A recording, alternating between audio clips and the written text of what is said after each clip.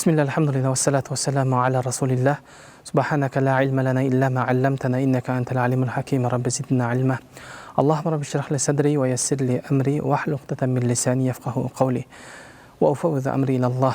اللهم يسر علينا ولا تعسر علينا وتمم بخير. Sözümdü çeksiz meyrimdүү жана ченемсиз ырайымдуу болгон Аллах Тааланын ысы менен баштагандан кийин бүткүл аламдын ээси болгон, бүткүл аламдын жаратуучусу, башкаруучусу Аллах Таалага чексиз мактоолорду айткандан кийин биздин сүйүктүү пайгамбарыбыз, пайгамбарлардын эң акыры, бирок Аллахтын алдында эң кадыр барктуусу болгон биздин жаракер пайгамбарыбызга жана пайгамбарыбыздын көз кубанычы болгон пайгамбарыбыздын үй бүлөсүнө жана пайгамбарыбызды көрүп иман келтирген Пайгамбарыбыздын сахабаларына, анын баш сабында турган Абу Бакр, Умар, Усман, Али разияллаху анхуларга Аллахтын салам жана салаваттарын жолдогондон кийин сиздер менен бүгүн дагы бир эфир аркылуу бейиш элерден салам болгон Ассаламу алейкум рахматуллахи ва баракатух. Барыңыздарга Аллах Тааланын тынчтыгы, ырайымы жана берекеси барыбызда орологон болсун. Чындыгында бул азыркы сиз менен биздин жашообуздагы эң бактылуу көз ирмемдердин бири. Бул азыркы ушул турган күндөр, ушул турган айлар, сиз менен биз күбө болуп жаткан ушул күндөр. Себеби дегенде Аллах Таала өзүнүн сөзү болгон Кур'ан-ы Каримде Инна иддата шухур индаллахи 12 шахра фи китабиллахи йаума халакас самавати вал ард минха арбаатун хурум деп Аллах Таала Аллахтын алдындагы айлардын эсеби боюнча Аллахтын алдында 12 ай бар. Минха арбаатун хурум, анын 4-өө Аллахтын алдында арам деп айтылган, чектелген, тыюу салынган айлар деп эсептеген. Ошол арам, тыюу салынган ыйык айлардын убакыттарда турабыз. Тагыраак айтканда, пайгамбар саллаллаху алейхи ва саллям хадисинде белгилеп өткөндөй эле, эң биринчи тыюу салынган айлардын биринчиси бул Ражаб айы болсо, ал эми андан кийинки катарынан келген 3 ай Зулкаада, Зулхиджа жана Мухаррам ай эсеби боюнча ушул катарынан ушул 3 айлар ыйык тыюу салынган айлар деп эсептелет. Мына ушул 3 ыйык катарынан келген ыйык айдын ичинде исламдагы 5 фарздын бири болгон улуу ажылык дагы камтылган. Кала берсе Аллах Таала ушул Зулхиджа айынын кирип келген мына ушул акыркы алгачкы 10 күндүздүгүн Аллах Таала Куранда ушундай бир Аллахтын алдында орду бар экендигин баса белгилеп, Аллах Таала өзү Кур'ан-ы Каримде атайын ант ичкен, касам ичкен. Аллах Таала Фажр сүрөсүндө вал фажр ва лаялин ашр ва шафи вал ватр деп Аллах Таала ант ичкен айлар. Себеби дегенде бул күндөрдүн Аллахтын алдында ушундай улуулугу, өзгөчөлүгү бар болгон үчүн Аллах Таала албетте ант ичкен, касам ичкен нерсенин аркасында Аллахтын бир өзүнүн улуулугу, сиз менен бизге белгисиз болгон бир даанышмандык, хикматтар, сырлар камтылган. Мына ошондой Аллах Таала ант ичкен күндөрдүн үстүндө күбө болуп турабыз. Бул күндөр демек Аллахтын алдында жөнөкөй күндөр эмес. Мына ошондуктан Аллах Таала алгачкы ушул Зулхиджанын 10 күндүгүнө Аллах Таала ант ичкен күндөр. Ваш-шафи вал ватр дегенде ошол уламаларыбыз бардыгы ушул жуп күндөр болсо, Зулхиджа айынын 8 болсо, ал-ватр дегенде бул так күндөр, ал эми ошол Арафат күнүнө турган күн, ал эми жуп күндөр болсо бул айт күндөр деген тафсирде ушул нерселерди камтылган. Демек бул күндөр жашообуздагы Аллахтын алдындагы башка күндөрдөн, башка убакыттардан өзгөчөлөнгөн бир күндөрдө күбө болуп турабыз. Мына ошон үчүн ушул айлар, ушул күндөрдүн ичинде Аллах Таала исламдагы 5 фарздын бири болгон ажылыкты дагы камтыгандыгы, исламдагы эң улуу майрамдарыбыздын бири болгон Рамазан айттан кийинки эле курбандык дагы камтылган ушул ыйык күндөрдө турабыз. Мына ошондуктан бул күндөр Аллахтын алдында жөнөкөй күн эмес, башкача күндөр. Аллах Таала ошон үчүн фала тазлиму фихинна анфусакум, Аллах Таала өзүңөргө ушул күндөрдө, ушул айларда өзүңөргө өзүңөр зулум кылбагыла деп Аллах Таала катуу эскерткен. Демек бул күндөрдө кылынган улуу сооптор, улуу вада кылынган ушундай бир жакшы амалдардын Аллахтын алдында ажыры кадыр бийик болгону менен ушул күндөрдө кылынган күнөө дагы ошондой чоң болуп коркунучу бар. Мына ошондуктан адам баласы дайым кайсы бир убакытта бир жердин шарафаты менен, жердин фазилети менен, жердин берекеси менен кылынган соопторубуз берекелүү болгондой эле, мисалы Меккеде окулган намазыбыз 100 000 намазга барабар, пайгамбарыбыздын мечитинде окулган, Медина мечитинде окулган намаз болсо 1000 намазга барабар, ал эми Акса мечитинде окулган намаз 500 намазга барабар деп ошол жердин урматына, жердин шарафатына сооп арттырылып берилет дегендей эле, сиз менен биз ушул күбө болуп турган күндөр башка күндөргө караганда сообу арттырылып бериле турган улуу бир күндөр. Мына ошондуктан бул күндөрдөгү кылына турган амалдар жөнүндө пайгамбар Исламдын берекелүү бир хадисинде ушундай деп айтат. Ма мин айямин а'зама индаллахи ва ла ахаббу илейхи мин амали фихинна мин ашра Зулхиджа деп айткан. Бул хадистин маанисинде пайгамбарыбыз саллаллаху алейхи ва саллям Аллахтын алдында улуулугу боюнча, Аллах Таалага сүйүктүү, Аллах Таалага жагымдуу амалдары боюнча эч бир күн жок, ушул тагыраак айтканда айсы боюнча Зулхижжа айынын алгачкы 10 күндүгүндө кылынган амалдарчылык деп айткан. Демек ушул күндөрдө пайгамбар саллаллаху алейхи ва саллям өзүнүн ошол берекелүү хадисинде осуят кылгандай эле фактиру фихинна, ушул күндөр эмнени көбүрөөк айткыла десе, пайгамбар саллаллаху алейхи ва саллям айтат: фактиру фихинна ат-тахлил ва ат-такбир ва ат-тахмид дейт. Ушул күндөрдө зикир айтканды, тахлил деп ла илаха иллаллах Мухаммад расулуллах келмесин айтканды, дагы айтканда Аллах таалага хамд сана айтканды, Аллах таалага зикир кылганда токтотпогула деп айтат. Пайгамбар саллаллаху алейхи ва саллям ушул күндөрдө дагы бир башка хадисинде баса белгилегендей эле пайгамбарыбыз айтат: ушул күндөрдө кылынган амалдар Аллахтын алдында ушунчалык жогору, ушунчалык бийик, Аллахтын алдында эч бир амалдарга тең келбейт дегенде сахабалар сурашат: кала берсе Аллах жолунда жаны менен, каны менен курбан болгондордун дагы амалы жетпей берсе, анын дагы амалы жетпей калат. Бир адамдын амалы жетпей калып тең келиши мүмкүн. Ал жанын дагы, малын дагы курбандык Аллах жолунда сарптап, андай малы менен, жаны менен кайтпай калган адамдын сообу дал келиши мүмкүн деп пайгамбарыбыз айткан. Мына ошондуктан ушундай бир улуу күндөрдө, ушундай бир Аллахтын алдында өзгөчөлөнгөн күндөрдө, убакыттарда көп болуп турган учурда ар бир адам баласы бул убакытты ганимат билүү керек. Ушул күйдү колдон чыгарбоо керек деген. Мына ошондуктан ушул күндөрдө кылына турган кандай амалдар бар дей турган болсо, Аллах таала өзү исламдагы 5 фарзы болгон ажылык камтылган, ажылыктын ичиндеги эң улуу амалдардын бири курбандык чалуу болсо, курбандык чалуунун ичиндеги амалдардын ичинде курбандык чалуу бул исламдагы важип болгон, милдеттүү болгон амалдардын бири. Ал эми ошол менен кошо эле ажылыктын амалдарынын ичиндеги ажылыктын өзүнүн амалдарынын ичинде ажылыктын бул курбандык чалуу дагы амалдары болгон дәмү шүкүр, Аллах таалага шүкүр кылуу иретиндеги, Аллах таалага умра кылууга жана ажылык кылууга Аллах таала мүмкүнчүлүк берген ай болгондуктан бул күндө курбандык чалынат. Мына ошондуктан дагы курбандык чалуу исламдагы эң бир улуу амалдардын бири.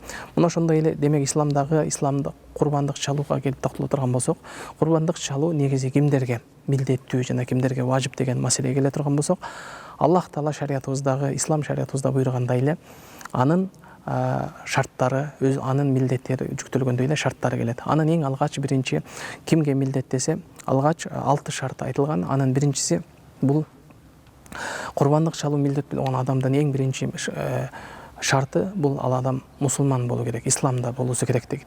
Демек мусулман эместерге ал курбандык чалуу важип эмес деген биринчи маселе. Экинчи маселе, ал адам дайым акыл эстүү болуш керек. Демек акыл эси жок адамдарга ал милдеттүү эмес деген маселе болсо, үчүнчүсү болсо ал-балих, балакат жашына жеткен адамдар болуу керек. Дагыраак айтканда, ал жаш балдарга, балакатка жетпеген адамдарга милдеттүү эмес деген маселе турса, үчүнчүсү болсо бул хур болуш керек деген. Хур деген тагыраак айтканда эркин адам болуу керек деп айтат. Сиз менен бизге белгилүү болгондой эле ислам келгенге чейин кул ээлөөчүлүк доор болгондуктан, кулдук болгондуктан, ислам келгенден кийин кулдукту жоюуга жана кулдуктун адамдардын арасында бардыкты теңдикке, ошол эркиндикке түрткү болгон шариятыбыз ошон үчүн канчалаган амалдарды аткарууда, ким ушундай амалдарды аткарса, ким мындай кылса, мынча кул азат кылгандын соогунулат, кул азат кылгандарга Аллах таала мындай ажыр сооп берет деп дегеле биз менен көрүп турган аламдагы кулчулуктун жоюлушуна түздөн түз салым кошкон, себеп кылынган Аллах таала тарабынан буйрулган амалдардын бири. Демек адам баласы 4-чү шарты бул кул эмес, хур, эркин адам болуусу керек деген милдет. Ал эми 5-чи шарты болсо бул муким деп айтылат. Дагыраак айтканда, бул өзүнүн жашап турган чөлкөмүндө жашаган мусафир эмес адам болуш керек деп айтат. Демек мусафирларга шариятыбызда өзү анын намазында жана ошонун розосунда жеңилдиктер берилген сыяктуу эле бул курбандык чалууда дагы мусафир адамдарга Аллах тааланын жеңилдиги, аларга курбандык чалуу милдет эмес деген. Ушул 6 шарт менен, ушул 6 шарт табылган адамдарга гана курбандык чалуу милдет болсо, бунун 6-чысындагы дагы бир шарты бул сахибин нисаб. Тагыраак айтканда, ошол зекет берүүчү өлчөмгө ээ болгон, колунда мал мүлкү бар адам болуш керек деп айтат. Мына ушул шарттар табылган адамдарга Аллах таала тарабынан курбандык чалуу ар бир аялга жана эркекке милдеттүү болуп эсептелет. Ошондуктан Аллах тааланын ушул шарттар табылган адамдардын Аллах таала курбандыктарын кабыл кылган болсун. Ошондой эле ушул мүмкүнчүлүктөр табылып туруп, ушул шарттар бар болуп туруп, курбандык кылбаган адамдарды пайгамбар саллаллаху алейхи ва саллям өзүнүн хадистеринде катуу аят хадистер менен эскертип, пайгамбар саллаллаху алейхи ва саллям кала берсе, кимде ким колунан мүмкүнчүлүгү келип туруп курбандык чалбаган адамдарды биздин намаз окуган жайыбызга жакын жолобосун, жакын келбесин деп катуу эскерткен. Демек, кандай оор күнөө экендиги, пайгамбарыбыз кала берсе ошо жанына жакын жолуп, жакын келбесин деп эскерткендиги, бул шариатта мүмкүнчүлүгү бар болуп туруп курбандык чалбаган өтө чоң күнөөлөрдүн бири болуп эсептелет. Тескерисинче, бул курбан деп өзү айтып тургандай эле, курбандык кылуу адамды Аллах Таалага жакындата турган, ар бир атылып аккан кан менен Аллах Таала алардын күнөөсүнүн кечирилишине себеп боло турган улуу амалдардын бири.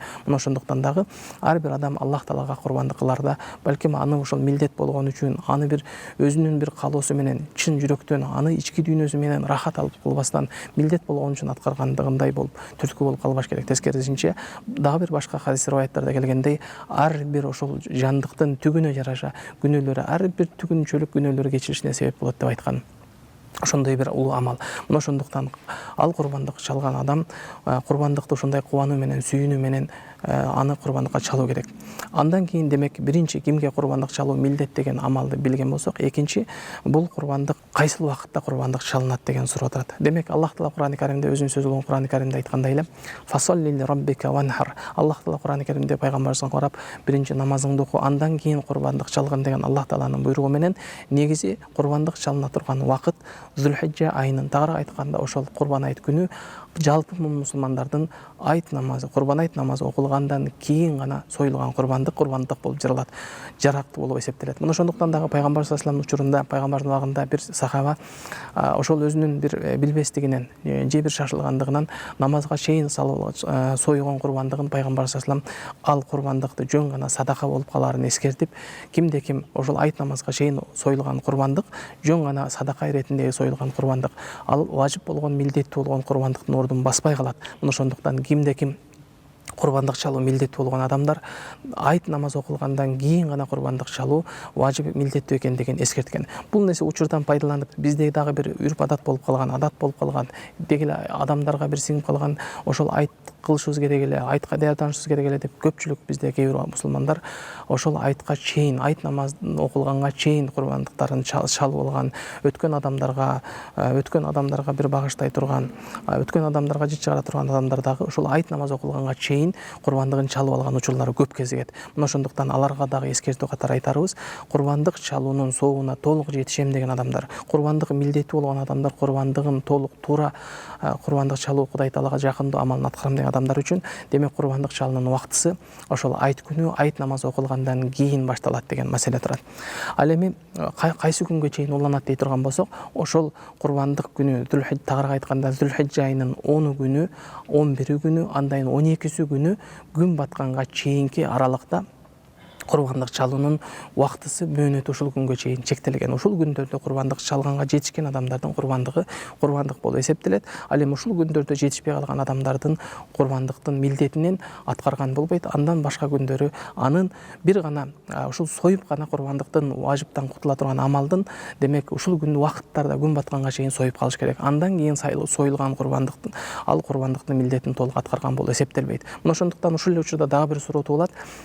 Курбандык чалган адамдар ошол курбандыкты сатып алып, ал жандыкты курбандыкка чалбастан, балким акчалай түрдө акчасын эгерде садака кылсак ошол ордуна басабы деген суроо келет. Албетте ал сөзсүз жандыкты сатып алып, ошол жандыкты курбандыкта ушул белгиленген мөөнөттө ушул союлуу менен гана курбандыктын милдетинен аткарган болуп эсептелет. Бир гана учурда балким алымдарыбыз айтат, акчалай түрдө эгер курбандыкты чалганга мүмкүн уруксат берет дейт. Бир адам эгерде ушул күн батып баратканда балагатка жетсе, же бир кайсы бир адам ушул күн батып бараткан учурда исламды кабыл ала турган болсо, ошол адам ошол важип болгон амалды аткарууга, тагыраак айтканда жандыкты сатып алып келип курбандык чалганга анын убактысы жетпеген учурда гана акчалай түрдө балким садака кылуу уруксат берилет деп айтат. Ал эми башка убакытта, башка учурларда башка адамдарга акчалай түрдө курбандык чалуу уруксат берилбейт. Ошол эле учурда андан кийинки маселе ошол курбандык чалууда кайсыл жандыктар курбандыкка чалганга жарактуу, кайсыл жандыктарды биз курбандыкка чалууга ылайыктуу деген суроо турат. Албетте бул маселеде шариятыбызда өзү чектөө коюлгандай эле бахиматул ан'ам, тагыраак айтканда жандыктардын ичинде, койлордун ичинде кой, эчки, кой түрүндө ушуларга шариятыбызда уруксат берилгендей эле, ал эми бодо малдардын ичинде уйга, топозго курбандыкка чалууга жарактуу деп шариятыбыз көргөзгөн. Ал эми андан кийин үчүнчүсү болсо бул албетте төөнү курбандыкка чалууга шариятыбызда уруксат берилген нерсе. Ушул 3 түрдүү жандыктан башка жандыктарды курбандыкка чалууга бул жараксыз болуп эсептелет. Кээде адатта биздин айрыкча ушул чөлкөмдөрдө кээ бир адамдар балким мен чоңураак, балким жакшыраак курбандык кылам деп, балким жылкыны курбандыкка чалышы мүмкүн. Бирок тилекке каршы ал шариятыбызда көрсөтүлгөн жандыктардан сырткаркы болгондуктан ал жөн гана садака болуп дагы милдеттүү түрдө союш керек болгон курбандыктын ордун баспай калат.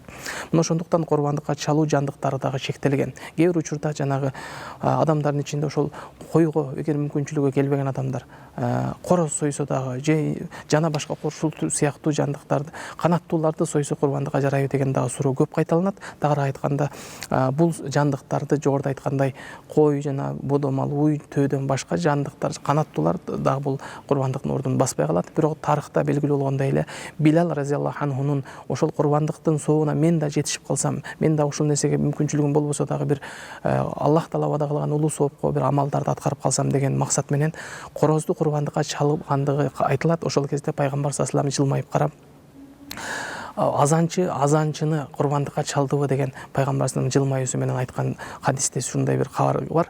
Бул тагыраак айтканда ал Билал разияллаху анхунун ошол корозду дагы курбандыкка чалса болот дегенге уруксат эмес. Тагыраак айтканда ошол колунан келген мүмкүнчүлүк менен ушундай улуу күндөрдө, бул күндөрдө кылынган амалдар башка күндөргө караганда Аллахтын алдында улуу экендигин үмүт кылган абалда жөн гана бир садака катары ал жарактуу экендигин пайгамбар саллаллаху алейхи вассалам баса белгилеп өткөн. Демек, курбандык чалуу үчүн дагы ошол жандыктардын экинчи дагы бир баса белгилеп кете турган нерсе курбандыктын жашы дагы чектелген. Тагыраак айтканда, эгерде кой жандыктардын ичинде курбандыкка чалам деген ошол мүмкүнчүлүгү жеткен адамдар курбандыкка чалууда койдун жашы 1 жаштан кем болбошу керек деп айтылат. Же болбосо азыркы учурдагы биздин чоң бир породадагы түстөгү жандык койлордун, эчкилердин, мисалы арашан сыяктуу, эгерде анын жашы 6 айлык болсо дагы, 1 жашка жете элек болсо дагы, бирок көлөмү чоң бир койдун сыяктуу чоң болгондуктан, көлөмдүү салмактуу болгондуктан, кээ бир адамдарыбыздын 6 айлык болсо 6 айдан жогору болгон көлөмдүү жандыктар дагы жарайт деп уруксат берилген. Ага кошумча дагы айтып кете турган маселе, эгер бодо малга келе турган болсок, уйдун же топоздун жашы 2 жаштан кем болбоо керек деген. Ал эми төөнүн жашына келе турган болсок, төөнүн жашы 5 жыл жаштан кем болбогон төөнү гана курбандыкка чалуу шариятыбызда уруксат берилген маселеде. Андан тышкары ушул союлуп аткан жандыктарды дагы Аллахтын алдында адатта адамдар аны айып эсептеген, кемчилдик эсептеген, айыптан, ар кандай бир кемчилдиктен аруу, таза болуштугу керек деп айтылат. Бул албетте Аллах жолунда союлуп аткан жандыкты Аллах үчүн ибадат болгондуктан, курбандык болуп аткандыктан, албетте адам баласы бул нерседе өзү такыбалык кылуу керек. Тагыраак айтканда, адамдар кээде ушул базарда өтпөй калган, же эч жака сата албай калган жандыктарын курбандыкка чалам деген дагы бир ой келип калышы мүмкүн. Албетте шайтан сиз менен бизди ар кандай ибадатка келгенде улуу сооптордон кур калтырыш үчүн ар кандай нерсе оюбузга келиши мүмкүн. Бирок Аллах үчүн союлуп аткан курбандыктын жакшы болуусу, Аллахтын алдында аны Кудай таала үчүн кылынып аткан нерседе аны жогорку жакшы сапаттууну союу бул Аллах таалага эң жакын болгон ибадаттардан бири. Мына ошондуктан дагы Айша энебизден риваят кылган хадисте Айша энебиз айтат.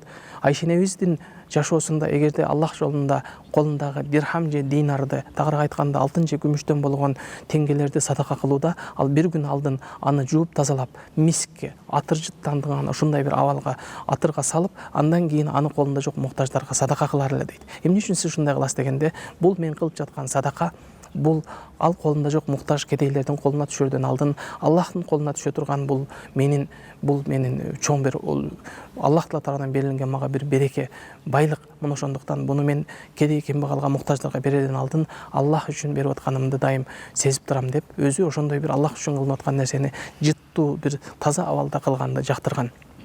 Демек, сиз менен биз ар бир курбандыкка чалынган нерседе такыбалык кылуу керек. Адатта айып эсептелген, тагыраак айтканда, мисалы көзү көрбөгөн, же көзү сокур, же кулагынын 3/1 же жарымынан көбү кесилген, же буту аксак, же буту чолок, же дагы бир башка бир кемчилдиктер менен бар жандыктарды курбандыкка чалуу дагы жараксыз болуп эсептелет. Мына ошондой эле курбандыкка чалуудагы дагы бир айтыла турган маселе, курбандыкка чалган, курбандыкка союп аткан адамдын өзүнүн дагы бир сүннөт амалдардан бири, ал өзү курбандык кылган жандыктардын өзү колу менен курбандык кылуу.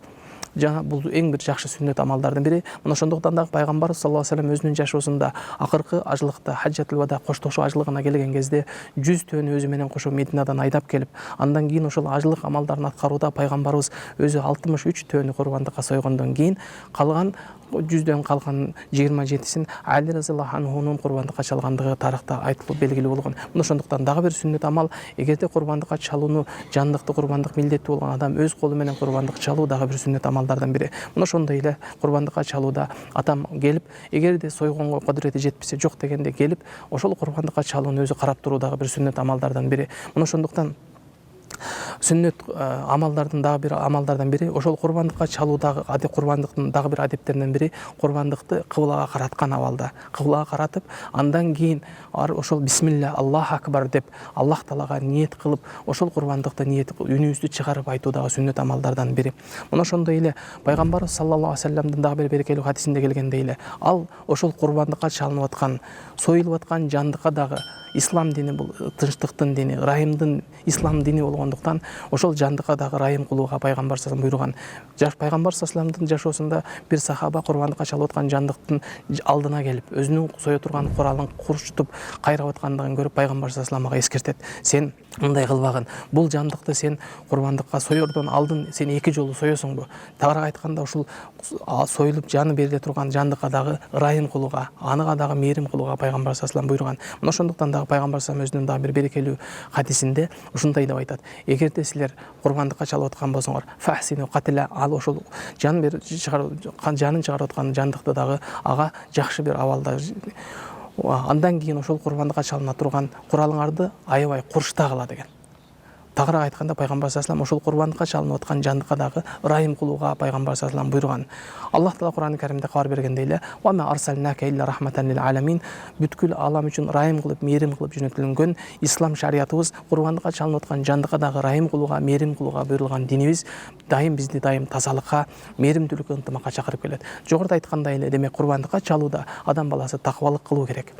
Аллах таала Кур'ан-ы Каримде, өзүнүн сөзү болгон Кур'ан-ы Каримде баса белгилеп: "Ла яналуллаха лухумуха ва дима'уха, валакин яналуху тақва минкум" деген. Аллах таала Кур'ан-ы Каримде өзү баса белгилегендей эле, силерден Аллах таалага, силердин этиңер дагы, ал каныңар дагы жетип барбайт. Силерден Аллах таалага түз жетип бара турган нерсеңер бул таквалыгыңар деп айткан. Мына ошондуктан Аллах таала бардык бизге буйрулган амалдарыбызда таквалыкка буйруган. Аллах таала 5 вак намазга буйрулган намаздын ичинде дагы таквалыкка буйруган. Аллах таала таквалык, эгерде сиз менен бизге пайда берип, намазыбызда таквалык пайда бербесе, намаз окуган адамдын эгер таквалыгы жок болсо, анда ал адамдын намазындагы кемчилдик болгондугу. Демек, ал адамдын ибадаттарындагы кемчилдик болуп эсептелген сыяктуу эле, Аллах таала орозо кармаган адамды дагы Аллах таала таква кылууга буйруган. Мына ошондуктан Аллах таала лааллакум таттакун, силер таква кылууңар үчүн Аллах таала намаз, орозону буйруган сыяктуу эле, Аллах таала ажылыкты дагы таквалыкка Аллах таала буйруган. Аллах таала Кур'ан-ы Каримде өзүнүн сөзү болгон Кур'ан-ы Каримде: